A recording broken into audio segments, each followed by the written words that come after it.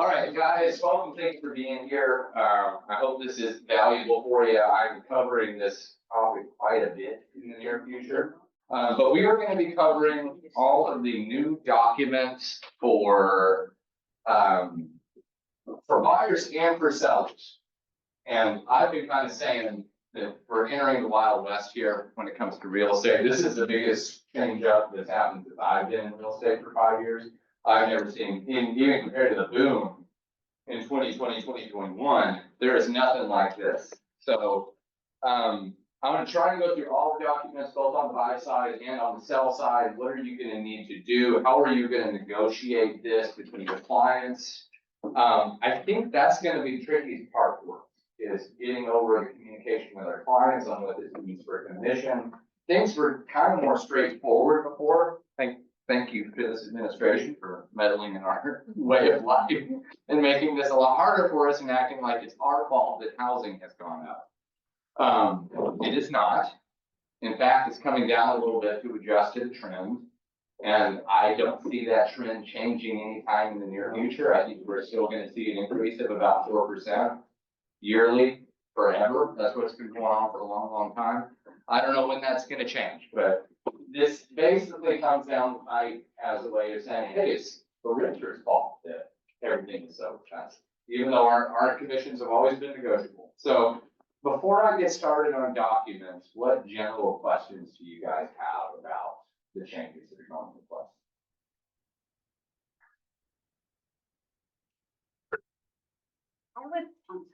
Go ahead. I would like to know, I've gotten like 3 or 4 different emails with forms. Which one is the one we're supposed to actually be using? There are documents sent out by Doug, which I like because they have letterhead on them. And from my conversations with Doug, those are going to get moved into DocuSign. I don't think that's happened yet. But the actual compliance documents that you need, which are the same thing without the letterhead, are already in DocuSign, which is like, hallelujah, I don't have to drag and drop a bunch of text boxes. So I'm going to be looking at both. I'm going to show you guys both of them. Yeah. Any other questions? Do you use Dotloop or? I use Dotloop, so I'm familiar with Dotloop. I'm going to assume all the documents are in that library as well. I've looked at Form Simplicity too, but I'm a DocuSign kind of guy. I like their system better, and it's covered already. So it's already included. And when we pay our tech fee every month to Keller Williams, that's paying for DocuSign. So I don't want to pay for another one. I kind of overlap what I'm paying for. But I have used Dotloop. When I started 5 years ago, that was our main system that we used. And if it hasn't changed, I would assume all these documents are going to be in that library as well. If not, you can always save them on your computer and upload them that way too. Awesome. All right. So I'm going to start on the listing side of things because I think that will clarify the buy side of things. So what has changed on the listing side? Look, the main thing to look at is going to be in your listing agreement. So let's take a look at the new listing agreement.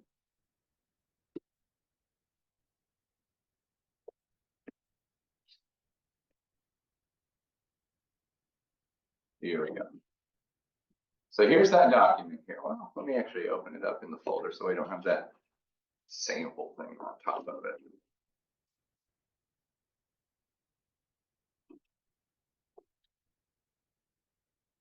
Brokerage agreement. There we go. All right, here's our listing agreement. Let me just make sure this is the new version and not the old version.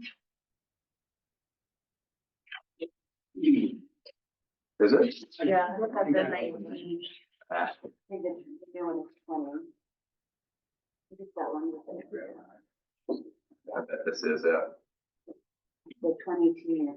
Yeah, it's dated right too. This has got to be it. Yeah, 20 TM. Or ERS 20. Well, TM, not TH. Oh. TM like Tennessee. University of Tennessee, go ball. All right, folks. Yeah, this is it. All right. So the first section of your listing agreement hasn't changed at all. It's still the same thing as it was before. You're going to put your clients' names at the top, your brokerage right here. when your start date is, when your termination date is, all your normal information about the location of the property, how they're gonna purchase the property. What changes in our commission section? And this section starts the same way. So we still have, how much are you getting compensated? You also have a space where you can add, if you want to put your transaction coordinator's fee or anything like that, you have a space for that as well. But what's changing is how the agent is going to be compensated. So if you remember before, in the old one, it broke up to 3 levels of representation. If they were a single agent, if they were a transaction broker, if they were non-rep. Now we have 3 different options for how the buyer's agent is going to be compensated. Let's get the easy one out of the way. The easy one is no compensation is being offered. Meaning they're saying, we're not offering any compensation to a buyer's agent. Now, that doesn't mean it's not negotiable. Obviously, the buyer's agent can still write you an offer that has some sort of compensation built into it. It's basically becoming a closing cost on the buy side. Does that make sense? And of course, just like anything else that can be negotiated in the deal, the big thing to keep in mind is that's not an appraisable value. So you can't just tack your buyer agent commission on top of that and then hope that it appraises. If it doesn't appraise, you can't tell appraisable. My compensation. You're gonna say, not an appraisable value, I don't care. So in that case, you're still gonna have to negotiate down. So that's number 1. That should be the straightforward one. Yes. Jim, I have a question on that one. So say hypothetically scenario, Mhm. they check no compensation. On the modification compensation form, if they want to put some odd number like $2,000-3,000 towards the buyer agent, Mhm. does that override the contract? Yeah, because the modification, whatever is put in the modification is gonna override Okay. what's in that. Yeah, great question. We'll cover that. We're gonna get to the modifications. So Yes. it's not if you're the listing agent, Mhm. is this a good way to start negotiation? Just say, no, we're not offering anything, but send me an offer and we'll negotiate. I'm gonna try and steer every seller away from that. And I'm gonna tell them, it's your decision. Yeah. Like, to be very clear, everything's negotiable. If that is what you want to do, we can list it that way. But I need you to keep in mind how you are going to be handcuffing yourself to a small portion of the buyer. I would not use the word steer. Yeah, obviously. But I'm going to kind of tell them, here's the downfall. Here's the pitfall that you have if you go with no compensation. Is every agent that wants to show your house is gonna call me to set up a showing. And the first thing they're gonna ask me more than likely is, how much is your agent? Or how much is your seller offering for buyer compensation? Right. And I'm gonna have to say, we're not offering anything at this time. Please show, write us an offer, and we can negotiate the plan. But let's face facts. If you have a buyer that's looking at property with your agent, and 4 houses are offering buyer compensation, and 1 house is not, meaning they're gonna have to cover the buyer's compensation as an extra closing cost. Guess what a lot of buyers are gonna say? Let's skip that one. I don't want to see that. I don't wanna see that house, right? And the fact is when you work for free, neither will the buyer's agents. Because at this point now with the rule change, if you're showing houses to a buyer, you have to have a buyer brokerage agreement. That has to be covered, and your compensation has already been agreed upon. Meaning if you have 2.5% in your buyer brokerage agreement, and you get to a house where they're not offering it, that 2.5% is now a closing cost to the buyer. Is it cheap to buy a house right now? No. I mean, you've already got your down payment, unless you're VA. You've already got all of your closing costs. I mean, the big one I point out right now, what's the huge difference in closing costs in the last year? Insurance, right? When I buy a house, I've got to put 12 months down, plus load my escrow account. That's usually like another 15 months worth of insurance. That's 2 years worth of insurance, which is easily $3,000 a year right now. $6,000 just in insurance. Not to mention your down payment, not to mention all your other closing costs, and now I need to tack on 2.5% to pay my agent, right? So I'm gonna have that conversation with my sellers. We can absolutely do this. If that's what you want to do, we can do that. But do not blame me if we have a lower amount of showings, because your house is technically more expensive out of pocket for a buyer. Now, I'm gonna explain it to them like this, feel free to steal my anecdote. When I was younger, I worked at a guitar store, and we got paid on commission, right? And so I was on the sales floor selling guitars, and there were guitars where I made more money selling them at the same price as other guitars. An example, I think of a Schecter. Schecter had this really huge markup. There was a big difference in net versus gross that we sold it for, and I got paid off of that bonus basically. And you better believe when people came in, like, I'm thinking about a Fender. I was like, they're great, but have you seen the Schecter? You're gonna play this guitar, right? So I was selling to what was gonna make me the most money. Now, a buyer's agent ethically is not supposed to steer their client based on commission. That's always been a rule, that doesn't change. But you better believe there ain't no way to track that. And if they show 5 houses and one of them has a 3% commission rate, you better believe they're gonna be like, man, that house with the pool, I get to see you and the kids out there. They're gonna sell the snot out of that house, right? So understand, the more commission I'm offering, that's my salesperson. I'm here to market your house. I'm here to make it look as good as possible on the MLS, have great open houses, have great media that goes out. But the person, the salesperson is not going to be me unless it's an open house. The salesperson is going to be the buyer's agent. And I want to incentivize that buyer's agent to sell our house. And that's what this is going to come down to. So does anybody have questions about no compensation? At that point, when you're doing that buyer consultation. The seller compensation. consultation, All right. And, you're presenting to them if they want to, offer a compensation to the buyer. Mhm. Wouldn't it be beneficial to do a net sheet at that point to show them what a buyer's gonna have to pay out of pocket? Great question. And yes, so I've always brought a net sheet with me whenever I go to a listing appointment, because I always say listing appointment, I need to answer 3 questions. What can I sell your house for? How much will you make it if I sell it for that? And how am I gonna do it? So that net sheet's question number 2. How much are you gonna make if I sell this house for this amount? I'm always now gonna bring a net sheet for the buyer as well.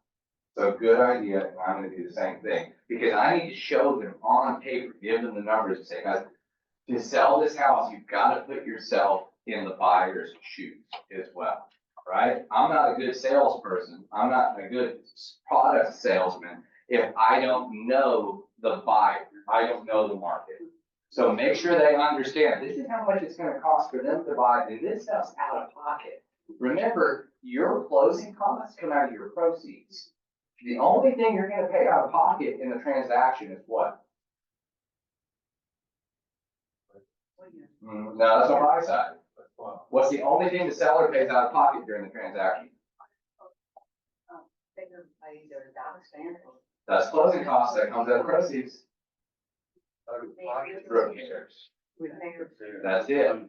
That's the only thing they pay out of pocket is repairs. Everything else is closing costs. Heck, some repairs you can even roll into closing costs and have the repair budget be paid closing, like a roof. So the buyer, though, explain to them that comes out of pocket for them. They have to have that money. And guess what? If it's a big chunk of money, that could also affect their approvability on their loan too. So there's a lot that goes into this. All right.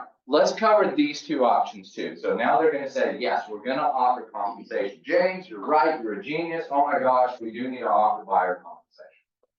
There's 2 options for how they're gonna do that. This to keep numbers simple and get rid of decimal places right now. I'm gonna say they're gonna do the classic, tried and true, 6%, 3% to me, 3% to the buyer's agent. Everybody looking at it. There are 2 options for how they're gonna do that. Option number 1, right here for A, is they're gonna give the full 6% to me, and I'm gonna give 3% to the buyer's agent. Does that make sense? Option B is they are themselves gonna pay each person directly. they're gonna pay me 3%, and they're gonna pay the buyer's agent 3%.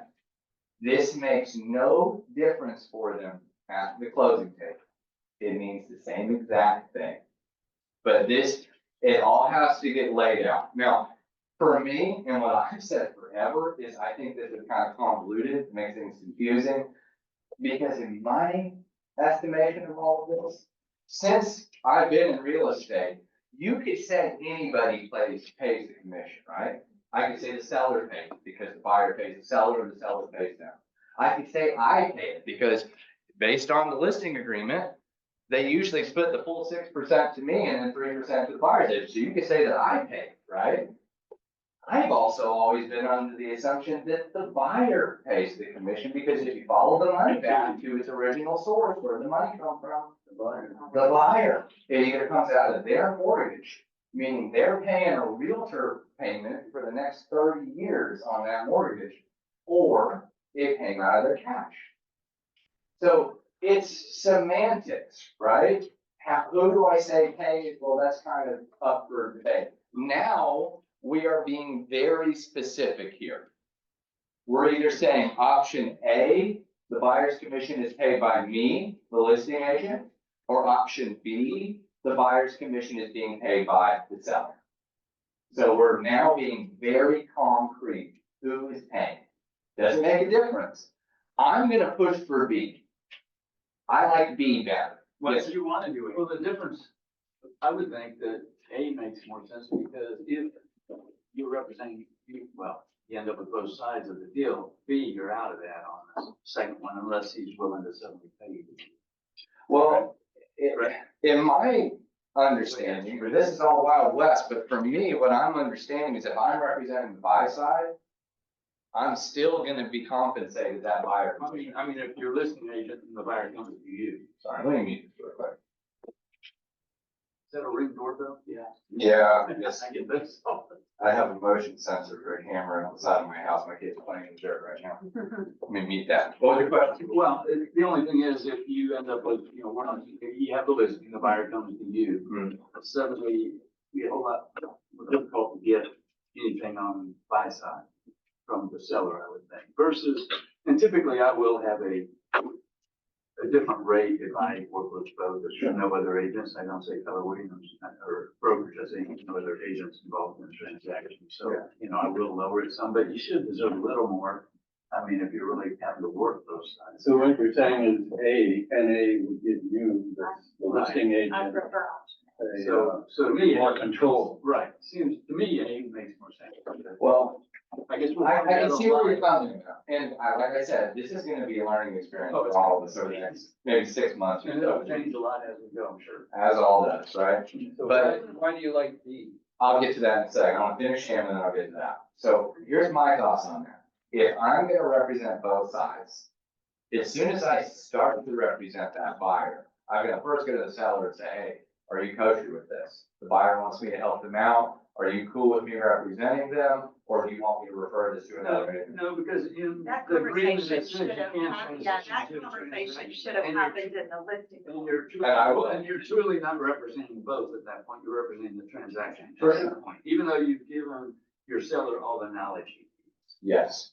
And to Which is- clarify what you're saying, I do have that conversation at my listing appointment. Is now, there is a scenario where a buyer is going to come and they're not gonna have representation.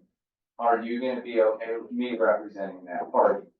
Some people say yes, some people say no. Some people say yes until you get to the repair section of the deal, and then all of a sudden they feel like you're representing the other party more than the other, and it's drama. That's why I always have this conversation at the listing appointment. And maybe we'll talk about a dual variable rate, just, hey, if I represent both sides, we'll drop this thing down to 5%. You'll save a little bit of money right there, and I'll take care of both parties. But I still also ask at the time of that buyer showing up. Because once again, I don't want them to get heartburn on the whole transaction. Because let's face it, if it's gonna be drama and the deal's gonna blow up, I'd rather send it to another agent, get 25% on the referral, and let there be no biases, so to speak. Right? Because I've been burned from that before. I've had deals where the second we get to repairs, they say, oh, you're we hired you to represent us and no, you just care about that buyer. But if you're sending it to a Keller Williams agent, I mean, here you are back in that transaction. For sure. And I'm gonna send it to Keller Williams agent. So you might as well do it yourself. I would prefer to do it myself, but in my experience, there is value in being another person. Like, as an example, I once had a deal where I was representing both sides and there was a damaged fence. There's a house with a pool, so we have to get the fence fixed, right? And legally, the seller was only obligated to repair the fence. Of course, the buyer, who's a cash buyer, says, no, I want it replaced, right? And now I'm stuck between a rock and a hard place going, guys, technically they only have to get it repaired. And I'm telling my seller, guys, if they're kind of saying if we don't replace it, they're gonna move on from the deal. Now all of a sudden the seller is saying, well, you're just looking after them. I'm just looking after the transaction. I ended up eating the difference, actually. So obviously I was just there to make the deal happen. So we got it closed, but I understand how sticky that situation can be. I feel like we got sidetracked though. Let's keep moving because we only have a certain amount of time. On these two, I like B better. I see the value you're saying in A, and we're gonna do these deals and we're gonna see which one works better. Here's what I like about B. Is to me, when an agent calls me and says, hey, I want to show your house over at 123 Main Street, how much is being offered for buyer compensation? If I've done A, I've got to say, we are offering 2.5% because I'm part of that chain. And guess what that agent's gonna say? Well, I've got a buyer agreement for 3%. You think you could bump that up since it's, in your hands, basically? Whereas if it's B, I now get to say, my seller is offering 2.5%. And if they say, hey, you think we should? I can ask the seller. It's my hands clean. But I do see where you're coming from. Realistically, you could do that with A too. But I understand what you're saying. It makes it simpler sound. Yes. Yes. That's what I like about B is I can say, seller is paying the compensation because the other thing is there's two different compensation agreements based on which of these options. So they're gonna know who's paying that compensation. Is it me? Because if you look at the compensation agreements, we're gonna see them in a minute, it either says seller to buyer broker or seller agent to buyer broker. So if I have to send them over a seller agent, suddenly they're gonna go, hey, well, do we have some room to move here? Because this is a Wild West. Everything's gonna be negotiable at this point. I've never met a realtor that won't mind your work with it. All right. So, do we have questions on these three options, on basically what they mean? Now, I'm with you guys. We're gonna see how all this fits, so to speak. It's like we ordered clothes online. We gotta kind of see how it fits when it comes in. So we're gonna see, but this is the basics of it, how it works. Does anybody have any questions? Yes. For A, just like how you said what the pushback was for B, well, technically, I can ask my seller and see if they're willing to increase the buyer's agent commission, but what would be a good pushback for A? For A? I mean, as far as let's say, I have a buyer's agreement for 3%, but you're only offering 2.5, is that something?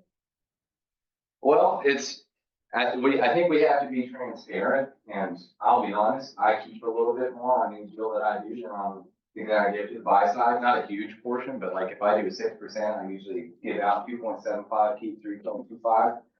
And I'm gonna have to disclose that, and then I don't want any friction. So I'm just kind of avoiding sticky conversations if I can. I like B better because I can say, hey, this is what the seller's offering. I can ask, but that's in the seller's hands. I'll let you know what they say. Send me an offer. That's probably what I'm gonna say most of the time. Send me an offer, let's start negotiating. I see what you're saying. I guess I'm trying to see if we do have that conversation with A, you say you're trying to avoid it, but how would that go? Like, If I did have that conversation and they asked me, hey, would you be willing to increase that commission? I would say, send me an offer. Let's start negotiating and we'll see where we go from here. okay, But right now, we're offering X amount. okay. Thank you. You're welcome. Now, one more thing I want to point out is how you are going to fill this out. if they do option A, you're gonna, let's just stick with that 6, 3, and 3, right? You're gonna do 6% total, 3% to me, 3% to them. You're gonna put 6% up here for you and 3% right here. If they do option B, you're gonna put 3% right here and 3% up there. Does that make sense? In B, not A. A, you don't do B. B, yeah, B up here is for options, not for a residential section. These 3 sections, just like in the original listing agreement, are for purchase, option, lease. Got it. Yeah. What did you say about, what did you say that you were putting? For A, Yeah. if I'm doing the option where they pay me the total 6 and I give out 3, I mean, for B, for A there, but for the B. B down here, Yeah. 10. I do 3% here and 3% there. But the way this is. Sounds like almost need to put 6% up there because it says the seller offers buyer to offer compensation to buyer's broker. Seller compensate Seller in broker the is amount specified. of whatever percent. So it seems like you would have to put 6% on top of it. We're talking 6, 3, 3. No matter what. Just reading that bottom part, the 10B, the way the verbiage is. How did my notes hurt? Seller authorizes broker to offer compensation to buyer broker from seller in the amount of 3% plus purchase price. This compensation will be set forth in a separate written agreement between seller and buyer broker. Well, that isn't a separate agreement. So that's kind of, you could almost So- take that two different ways. I see where you're coming from. This It's a separate part- Agreement. This is referring to the compensation agreement. Yeah, no, I get it now, what you're saying there. That's my interpretation of it. Is, and we could call legal hotline, the conversation I had with legal hotline. No, that now, so the more I read it, when I first read it, it didn't make sense. A lot. It's a lot, we've only got a listing agreement, folks. We're still getting warmed up. All right, that's the nuts and bolts of the listing agreement. Do we have any questions on that? Let's talk about compensation agreements.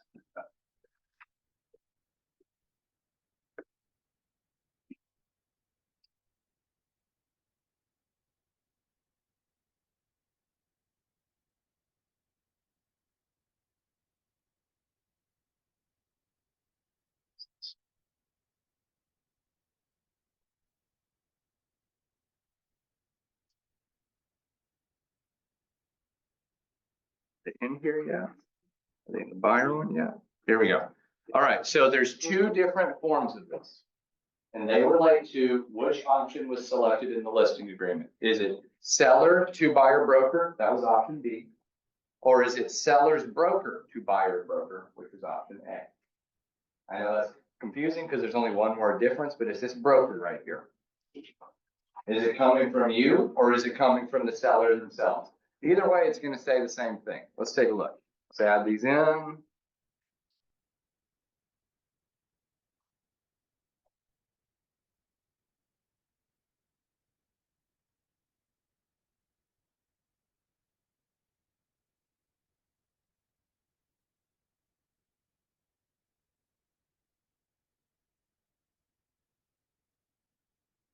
So this is seller broker to buyer broker. This is option A. If they're giving you the full 6% and you're offering 3% of that out. You're gonna put your brokerage here. You're gonna put the buyer's broker right there. Address of the property. Buyer's name, it's optional. Meaning if they have a different buyer, maybe if they're showing the house to multiple buyers, you could just do one of these without a buyer's name. I would do one for each person just because I'm thorough. But put the buyer's name right there. This is how long this is good for. How long is this agreement for? I'm gonna do 90 days on these. That way, if I have a 60-day close or something weird like that, I just have covered all of my bases. But this is how long that offer for commission is good for. Yes. I spoke with Doug Gilford this morning. Mhm. He suggested you put in until closing. That's clever. That's good. And because we just did one this morning. I'm fine with that. Yeah. Until closing. Because you can't go wrong. You can put just words in there and not a date. Apparently you can, I did it, and If that's what Doug's saying, I like it. I was gonna do 90 days just so there was like plenty of time for negotiation and for closing and all of that. But definitely could do until closing. good, we all learned something. I like that. Yeah. Way to go, Doug. And then you're gonna have three options for how commission is gonna be done. You could do a flat amount, just like before. You could do a purchase price plus if they're covering like a TC or something like that. So you could do a plus or a bonus too, once again. Because remember this, when are we probably still gonna see more bonuses? Bonuses are still available. You could still do a commission bonus, right? When are we probably gonna see that more often than not? The market's slow. Maybe, but what type of sale rate? New home. New construction. I'm still seeing a lot of new construction still offering a bonus. So you have to put that in here. What would you put in there? You, like, let's say they're offering 3% plus $5,000. Pretty standard, right? You would put 3% plus $5,000. And you'll also have to modify your buyer brokerage agreement to match that as well. So we'll cover that in a minute too. But this is just your commission agreement. You could put other terms in there if you wanted to. I don't have any off the top of my head that are really kind of popping in my head. Initial arbitration, meaning if we have a disagreement on this, we're gonna go to arbitration and then go to mediation if need be. And then signatures. You sign, other agent signs, and don't forget there's initials at the bottom of every page. That one on arbitration you have over, and, that's over River Street, I guess we have to study this one. Doug said you didn't have to sign the arbitration one initially? Really? By initialing in But this the page hearing, he said, provided. yeah, you have to, you know, I talked to Herring, he says, yeah, you I should signal those. He said, because if they don't go to arbitration, they can just say, we're not paying you, and they have to take them to court again. This way they're forced either to arbitration or mediation, which costs money for everything. Yeah, and I mean, don't get me wrong, if it was me, I'd probably rather skip arbitration and just go straight in because I don't know, I've never experienced this, but my thoughts are, if we can't agree before arbitration, we're probably not gonna agree during arbitration. Right. And then I had to pay for arbitration and then still go to mediation. Because my understanding is you can skip arbitration and go straight to mediation if you want to. So, but I'm gonna initial it. I'm just gonna say, hey guys, this is how the document's signed, we're being compliant, we need this initial. Question. Yes, ma'am. One or the other. So I'm just trying to understand, at what point is this form being used? This is Have the being buyer's agreement. pre This is, going under contract. so once we make an If we're offer. making an offer, I want this signed before I send my offer over. So this gets submitted with the offer. You can do it with the offer, I would do it right Not a good before. idea. I would do it right before. Okay. Because if they get both in hand, they can technically sign the offer and then go, oh, we'll get around to that. You know what I mean? I want this in hand. Say, I got a juicy offer here for you, come gobble it up, but I need this first. My seller said, well, send the offer and then, we'll do the compensation thing later. And I said, no, you're gonna sign that first. Yeah. And he refused to initial it. That's when I got in trouble. I had to get hold of Doug. We've always had this document before with FISBOs. I've had a few FISBOs try to pull that with me before. Let's send me the offer. We'll talk about compensation. No. I'm getting paid. I want my pay first. All right. All right, so that is the seller broker to buyer broker. There's also seller to buyer broker, which would be option B. This one I feel like I like better, but we will see as the chips You fall. know what Doug said about that when he said, he thinks that one's more for FISBOs. It's been for Seller to buyer. FISBOs. It's been for FISBOs. Yeah. We've had this document since I started. I've got a few FISBO deals where I've used this document. This thing isn't new. I've had FISBO deals where I've helped buyers or buy a FISBO and get paid. Because like if I call a FISBO, I say, I've got a buyer who's interested in purchasing your property. What are you offering for compensation? They say, we're offering 2%. Sweet, let me send you over a commission agreement. We'll get that on file. I'll show you property. So I've used this document 3 or 4 times before selling FISBOs. And trust me, I've had plenty of FISBOs after we get under contract. Wow, I kind of think maybe 2.5 is a little high. Got what, late? I've already got an agreement signed with you. But this is the same document. Buyer, broker, seller's information right there, property address, terms of the offer. I'm liking that until closing. I'm gonna steal that. Amount that they're gonna offer, any specific terms they wanted to put in. Once again, arbitration. And now the difference is the seller signs and dates, the buyer broker signs and dates, and we have a second option if you have multiple sellers, obviously. And everybody initials. Questions on that? Let's get into the buy side of things, my friends. Let's see, DocuSign forms. Residential buying folder. Wonder if that's the new one. It's in use.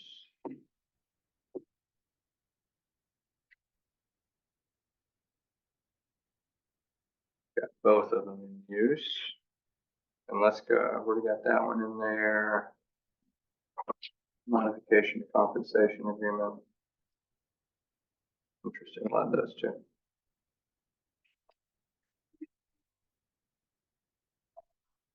Do I have newest in here? Yep.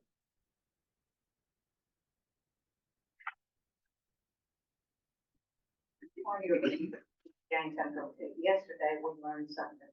Let's hear it.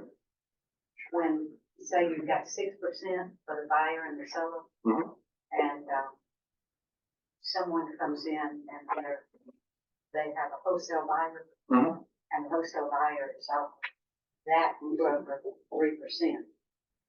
You can go ahead and turn around and modify that where you get the total 6% because that agent is getting 3%.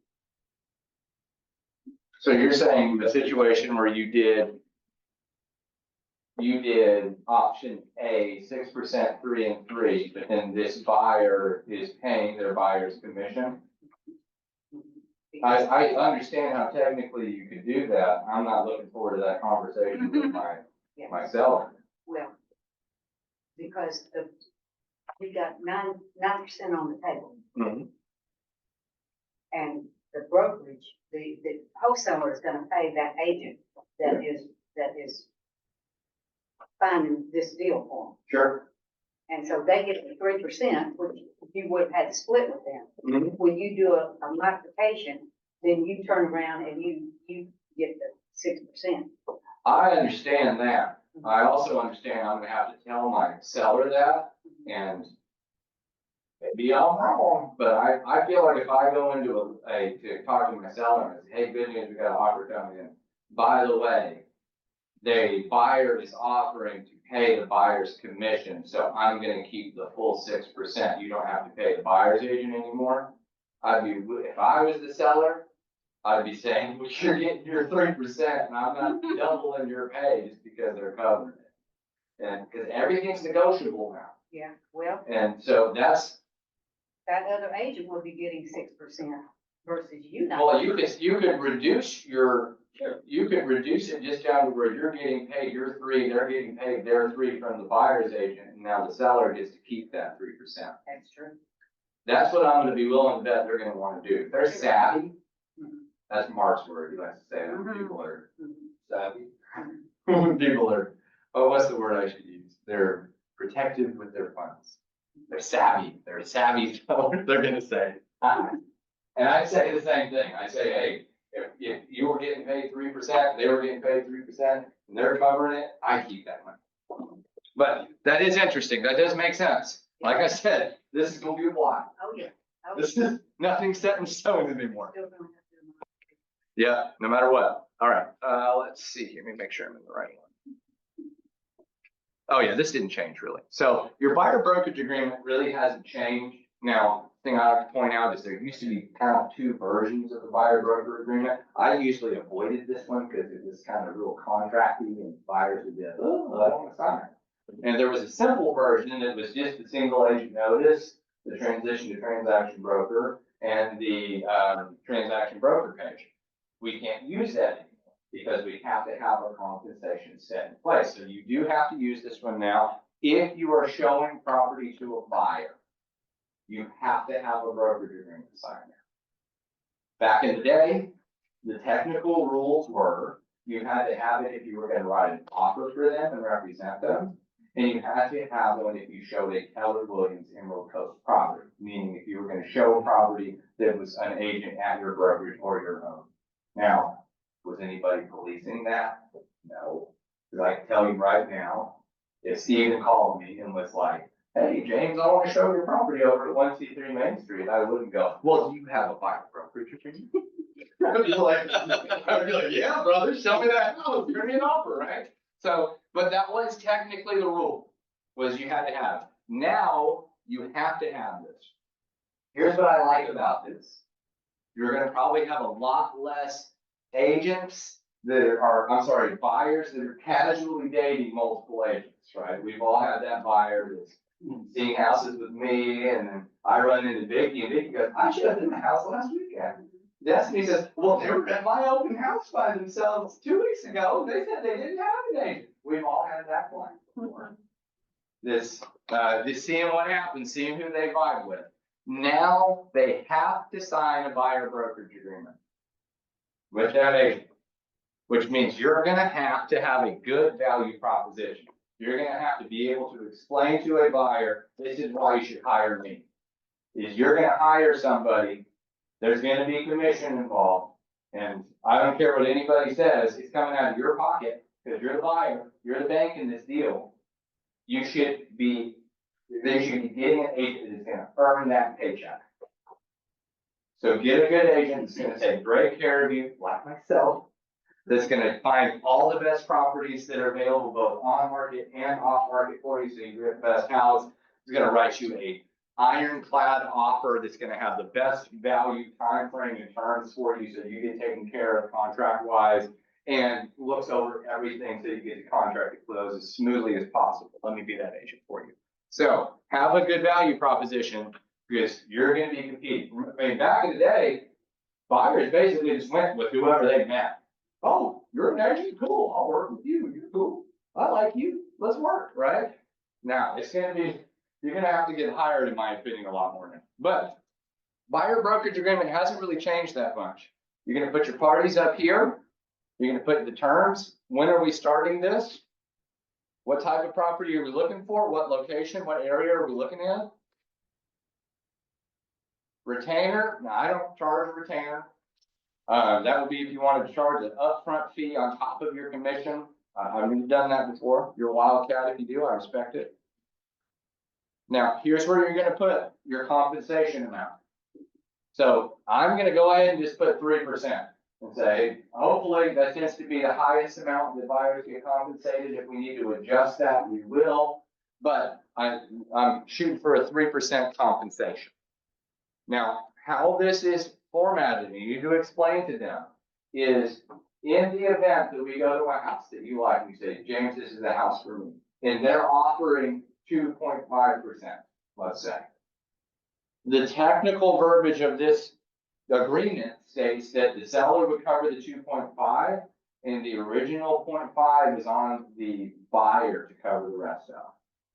Now, you always have the option to negotiate that down, which I think is probably going to be the case most of the time. I mean, if it's me, I'm going to feel kind of icky going to my buyer and being like, hey, they're only offering 2. You're going to have to get that other 1%. I'm sorry, big guy. I don't want to have that conversation. It's just me. I'm going to take my 2, just roll with it. Say, don't worry, we're going to drop it to whatever you guys want. So, You have to do one time agreement. we'll get to that in a second. There is a modification to brokerage agreement, which adjusts it. Yes, absolutely. So whenever you get to, this is all theoretical, is basically what I'm going to tell my clients. This is theoretical. We're going to go ahead and start it at 3 because, big bucks, no whammies. I want to get 3%. I'd love for that to happen. But if we get to a house, they're only offering 2, I'm definitely not going to sabotage your deal over 1% condition to me. So we will do a modification to this based on whatever compensation is being offered. Well, the worst thing is you can't go up, you can't go down, so it only makes sense to put higher, but at least that's. You could go up. That's not what we've been. Have you not been told that? Well, here's my thought. Here's the only reason I'm These thinking, are too, everywhere, they tell you can't go up, you can only go down. You can if you do a modification. I think you could. Now, it's like, here's the situation. I talked to legal hotline about this exact situation. Because I'd like to be able to, but that's not what I was told. Now, this one's kind of weird. Because they didn't go up in commission percentage, but they went up via bonus. So I have an agent I'm coaching, and she had a 3% brokerage agreement. And then she got under contract with, I don't want to say the builder, but a builder. And they were offering 3% plus 5,000. So I called legal hotline and said, hey, how exactly can we handle this? So she's fine. She said, just do a modification to her brokerage agreement that represents exactly what she's getting paid. So technically we went up by 5,000, but it was a bonus. I don't know if that makes any difference, but I do agree with you. I'm gonna start at 3%, basically say, okay, I can't go up, and there really isn't gonna be, I've never gotten a buyer compensation for more than 3%. So 3% is probably gonna be my ceiling, and we'll adjust down. The only time I've seen it go up is that exact situation. But legal hotline said it was kosher. No, if you put 3% in there and the seller's given 2%, you have to do a modification? You have to do. Why don't you just take the 2% and just forget the 1%? Because to be compliant, you not only have to have a compensation agreement between you and the person who's paying you, but your buyer brokerage agreement has to match what you get paid. So there is a modification to the buyer brokerage agreement, which is the next document we're gonna get to, where you will adjust this to match. One step further, if you wanna get paid, you better show what your pay is.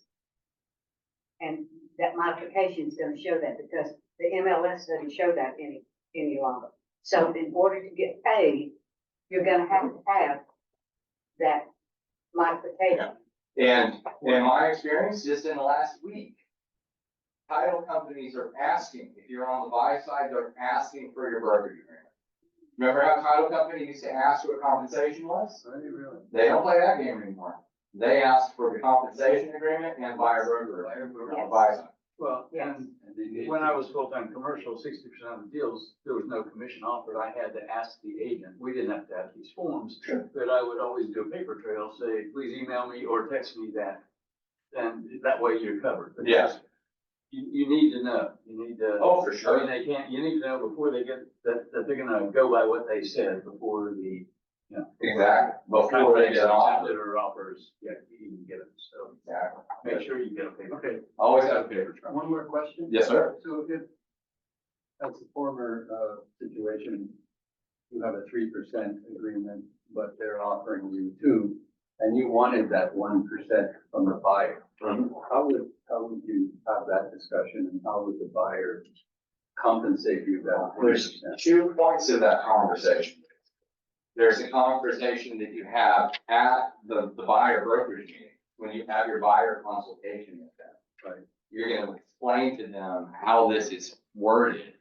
It says it right here. The compensation is for broker services for consumer. Compensation received by broker, if any, from an owner or owner's broker for services rendered to consumer will reduce any amount owed by consumer per this paragraph. Meaning, if you agreed to 3 and they're offering 2, it's 3 minus 2 equals 1, they're still on the hook for 1%. So you have that discussion, and you want that 1% being the buyer's representative. That means at the point of the offer, when you're writing that offer up, say, Here we are.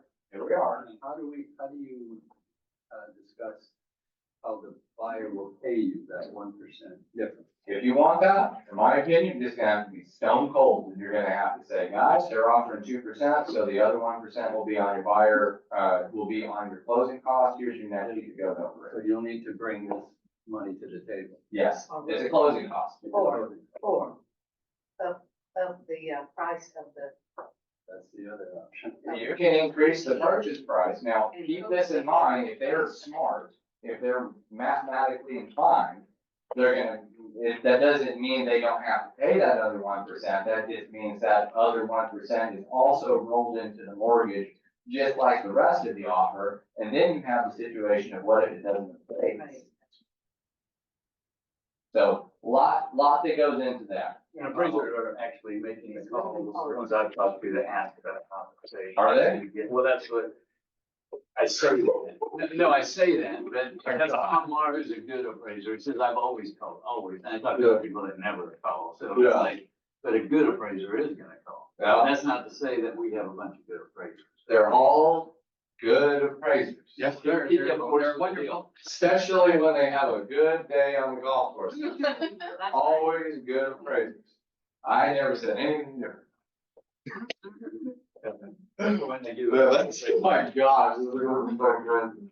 All right. Because they were there asking at the, you know, Yeah. how's this gonna work for appraisers? And, now it's, Appraisers play by and the. actually it wasn't Tom, it was actually Chris, Mhm. that used to be an appraiser. He says, I've always called. And other people going, well, yeah, we're getting many calls from appraisers.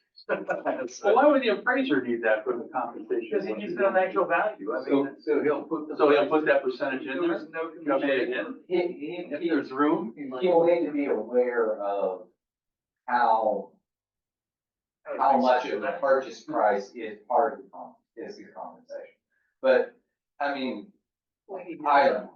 My thought on appraisers has always been that they're looking at, is that purchase price representative of other sales? But every other sale has included compensation, basically. And when they're looking at the MLS and they're looking at their comparables, they can see what compensations were being offered, right? So even when somebody just puts one in for notes, they usually can put the compensation amount in there so the appraisers can understand how much of that was part of the purchase price, but, this is getting. Yeah. Let's do it. Let's keep talking appraisers. Wild. All right, let's wrap this up. That's all the compensation. The rest of the buyer agreement should be as it was before. The last thing I want to show you is your modification.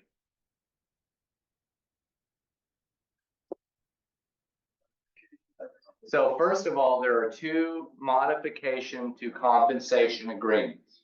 So we had the compensation agreements before. If that needs to be changed at some point during the deal, I think a lot of us, if we've been in doing this long enough, have had moments, week before closing, where we had to reduce our commission a little bit to make sure the deal got done. I know I've had that happen a few times. Here you go. You got a document for that. Now you're gonna have to adjust that, not only in an addendum, but you've actually got a modification to compensation to agreement right here. And then finally, there is a modification to brokerage agreement. Maybe I don't have this one in here.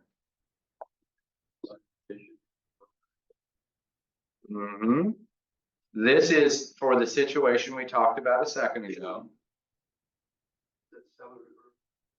So you have both. You have modification to compensation seller to buyer broker, and then you have modification to compensation seller broker to buyer broker.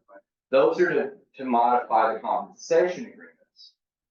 And then you also have modification to exclusive buyer brokerage agreement.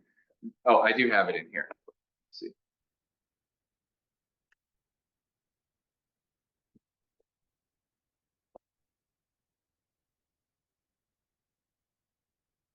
There's, now this is in the situation of my buyer brokerage agreement said 3%, they're offering 2.5. I'm just gonna adjust to 2.5. So I had to do a compensation agreement to get that 2.5. And on top of that, I have to modify my buyer brokerage agreement. This is just like a modification to listing agreement, same kind of thing. But I would adjust my compensation to now match what I'm being paid. So I'm gonna adjust that 3% to 2.5%. I don't see an address, please.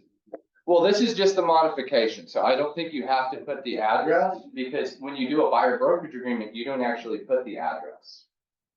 Okay, I thought this was for a specific property. So to clarify, just to make sure I'm being clear, you have a compensation agreement.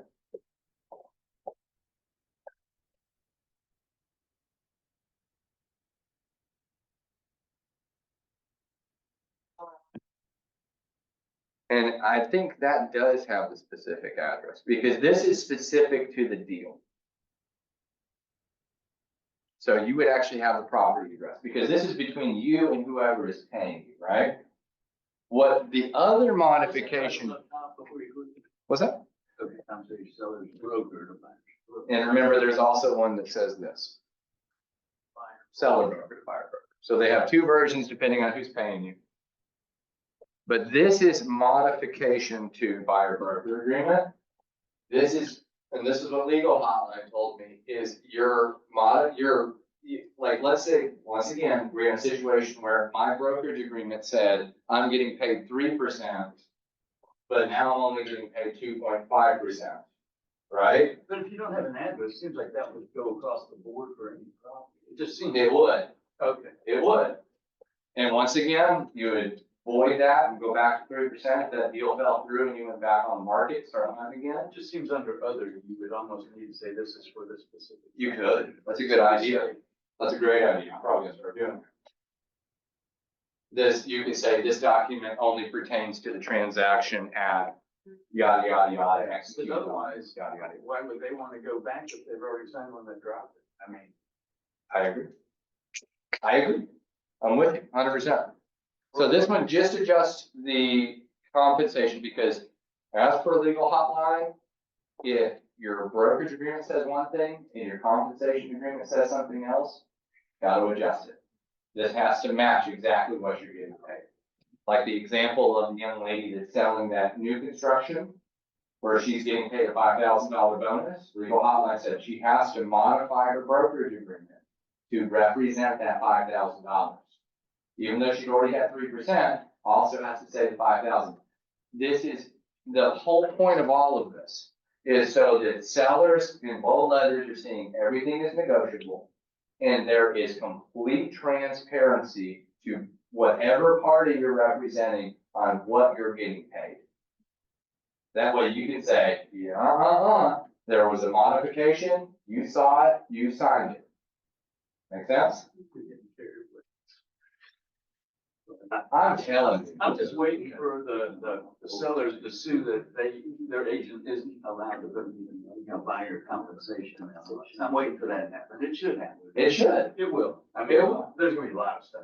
In my opinion, this whole lawsuit has been It's only because you can't afford to fight a few $100+ million, so you have to settle. Otherwise, we wouldn't be here, because I don't think. I thought they weren't gonna say compensation, I thought they were gonna say concession or something. I haven't heard that. Like I said, this is the rules. I'm just good at interpreting documents. So I'm trying to help you guys through that. But this is just like anything else. It's gonna play out over the next 6 months or so, and we're gonna learn how it plays. I'm kind of comparing it to, I'm trying to compare it to what happened with as is during the COVID boom, right?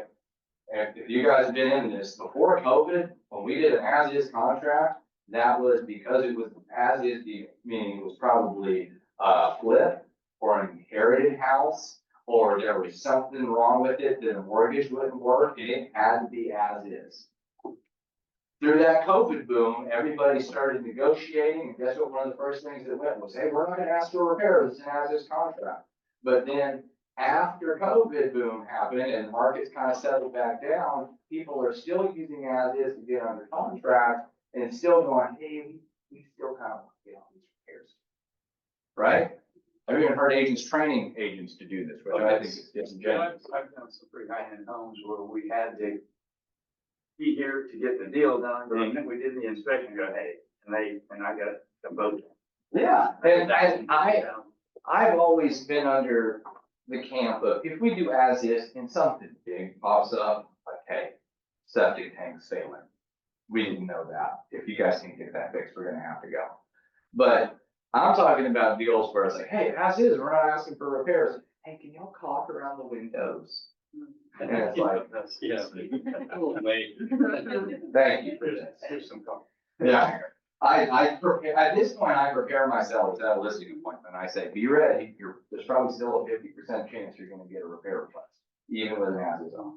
But that's what I'm trying to compare it to is when this whole thing is gonna shift.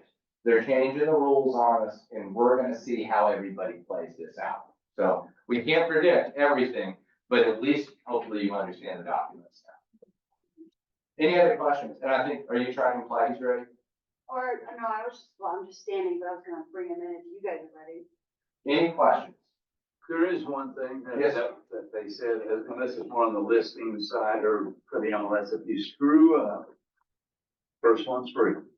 Good. Screw up again, it's $500. You screw up again, I forget how many thousand it is.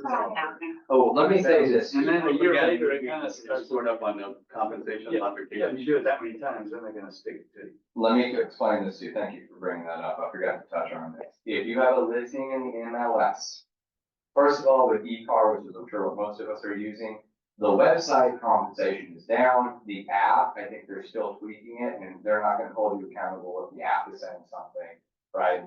But as far as compensation is concerned, please do not put it in your agent to agent remarks or something like that.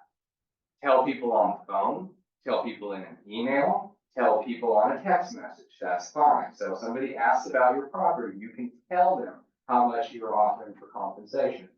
You can put it on your website as well. I would just avoid this, but here's the rules. If you put it on your website, it can't be on your homepage and it cannot be on a landing page, meaning if you make an advertisement or something and somebody clicks a link, it cannot land on the compensation page. So you can have a page that lists your compensations, but the person who goes to your website has to navigate themselves there.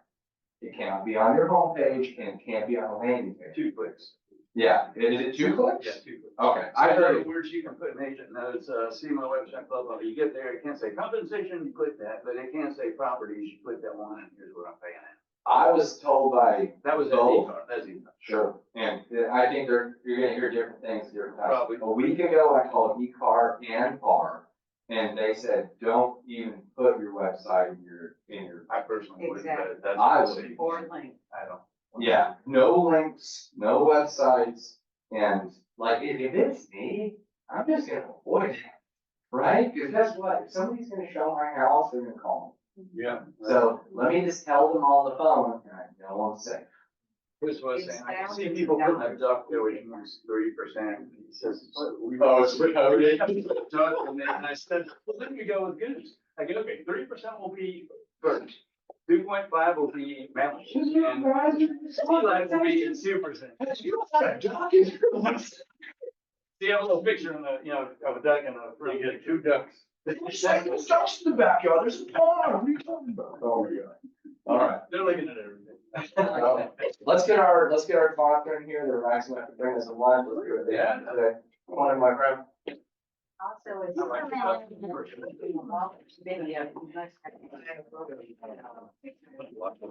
Yeah. How's it going, guys? Thanks for having me. Of course. Thanks for being here. So my name's Logan Hopper. I'm with Timberman Roofing. I'm not sure how many of you guys have worked with us before, but we would love for you guys to give us a call for anything income related. Use us and abuse us. We do our best to just go that extra mile. We will provide you with Starbucks gift cards. We'll sponsor any events you got. And we love getting intertwined with the community as much as possible. So, I know Phil, I don't know anybody else in here, but I will bend over backwards and do everything I can to make sure your deals go as smooth as possible when it comes to the roofing side of things. Asphalt composite, or. So the only thing we don't touch as far as full re-roofs go is the old concrete tile. We replaced that concrete tile with a metal tile called Workhouse. The only neighborhoods that don't take it are Regatta and Kelly Plantation. We're working on that. Yeah. The Workhouse system it beats it in every way. It's got a 200-mile-per-hour wind warranty. The insurance loves it and we'll cover it for 30 years. Not 25 years, not 20 years, but 30 years. So they kind of rubberized that product, because when you did Mac Bikes, then they did. There's Decra. Decra is like a granulated coated metal, but the Workhouse originated in Poland, and the colors are baked into it, and it is a 26 gauge metal, and it's just by far is the superior system when it comes to just longevity and handling the high winds that we get here. But what we specialize in is mostly residential, but we also handle a ton of commercial work. So flat roofs, TPO, torch down, and then shingle roofs and metal roofs. Give us a call. What kind of percentage difference is like that metal you talked about versus say an asphalt? So, the price differences between that Warhouse metal and your concrete, they're very close in price. It weighs 16% of what the concrete weighs though. So can you put it on a regular roof that had regular composite shingles? Absolutely. Absolutely. And what we mainly specialize in is shingle residential roofs. We're doing about 20 of those a week. We do handle hurricane clips, so I'm sure some of you in here have gotten really close to having a deal and you found out hurricane clips weren't there. So we're one of the few companies that install them. It's much cheaper with a re-roof. If you ever need hurricane clips on a roof that was just recently done, go ahead and get ready for your buyer to be absolutely pissed. And they're gonna be pissed at you just because you're handling the deal. Give them my number, they can be pissed at me, and I will help you navigate that. But you're always talking about 4,000 to going up, after the roof is done. But how we can help you guys in deals be smooth, we accept payment at closing. We're able to get to, as far as realtors go, we will get to your jobs within 1 week, 2 weeks. We will slide you in front of almost every job we have if it's just residential, and we will meet your deadline. Now, keep in mind, the county does their own thing when they're opening and closing permits. That is not up to us. If it was, I would be up there with a whip. And it's just not that simple. So when you guys call us and you're like, oh, my God, we have 7 days, I'll get the roof put on. The permit's not gonna get closed unless you and I go up there and put someone in a choke. So just keep that in mind. I'll get the roof done. Everything will pass inspection, but getting that permit closed out is very painful for you and us. I promise you, it's not us holding it up. But I really appreciate y'all having me. I won't bore you with roofers talk, but please take a card off the table, use me and abuse me. All I need is an address and I will get you the quote. You don't have to tell me anything else. If you're having a busy day and you're just like, just go look at this house, just send me the address. I'll go look at the house. I'll get on the roof. I'll get you that quote. Send me contacts you want me to call and talk to. I'll do all of that for you and you can go on about your day. The roofing can be one less headache for you guys and y'all can focus on the AC or the hot water heater or whatever else is going on in the property. But yeah, I've got food for you guys. It's a mixture of like salads, some hot and cold, half sandwiches, all the drinks that Panera had. I've also got a Starbucks gift card for everybody in here. I cannot reiterate it enough. Use us and abuse us. Give me a call, Timberman Roofing. I'd love to handle y'all. So Thanks, Logan. absolutely. I'm gonna go out here whenever y'all are ready. The food's there, and I'll have a gift card for everybody. Okay. Thank y'all. Thank you. Filters that like Starbucks. Now I've heard everything. Next, you're gonna tell me I like wine and champagne. Anything else today, folks? I can do for you? That was awesome, James, thank you. Oh, thank you so much. I didn't pay her to say that. Good job. He's still recording us? I think Always very helpful on the phone to me too. that's what I got. I'm here for you, buddy. You with the guy that- No. She caught a lot.